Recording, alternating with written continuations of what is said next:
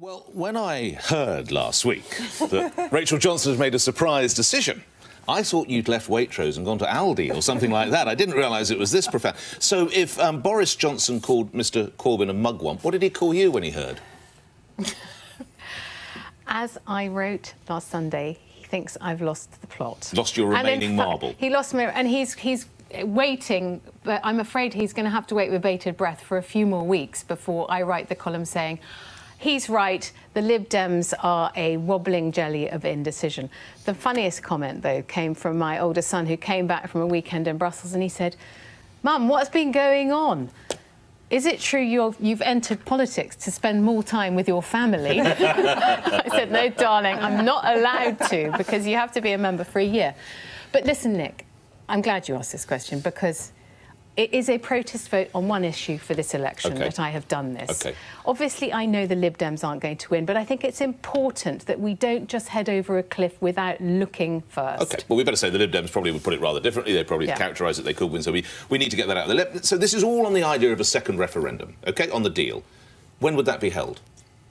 Well, we don't know when the deal is going to be. You've just deserted a party of your father, your brothers, and God knows what else. No, I haven't been a member of the Tory party since 2011. Well, the party you've supported. OK, all right. So tell me when the referendum will be held. Well, when there's a deal on the table. What, well, so after the 2 years? Yes, well, when... I don't know when the deal... Listen, Nick, so when you the deal... don't know when... No, Nick, no, sorry, nobody knows when we're going to get a deal. It could be. We don't know if it's going to be by the time that Article 50 clock expires in March 2019. We don't know that. I'm sorry, but I really object to this. I object to the idea that the Conservatives somehow own Rachel, that because her father and her brothers are Conservative, she somehow owes this duty of loyalty. Politics is about principles. Rachel's standing up for what she believes in. It's an issue of, I think, existential importance for the country.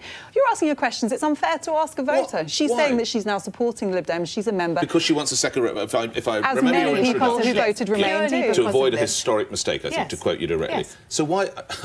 I'm just asking a how much or what or when question. When are we going to hold it? We don't know. Listen, we don't know whether we're going to have transitional arrangements post-2019. We don't know when the timetable is going to expire, when the deal is going to eventuate. But when that happens, Theresa May has said Parliament can have another look. But I don't think the vote in Parliament is going to be meaningful. I think it's going to be a tick, which is why, of course, she wants a landslide victory in this forthcoming general election, so that she knows that whatever the deal is, she can get it through, which is why the country has to have another look at it. And so the country says no, so effectively we've played best of three. What happens then? If the country says no again, which I think they probably... I don't know what's going to happen. So you hang on. All I'm saying is... So you want a referendum, but you don't know when. I know. You want a referendum, you don't know the question, and you don't know what happens as a result. No. Enjoy the Lib Dems. We will make America great again.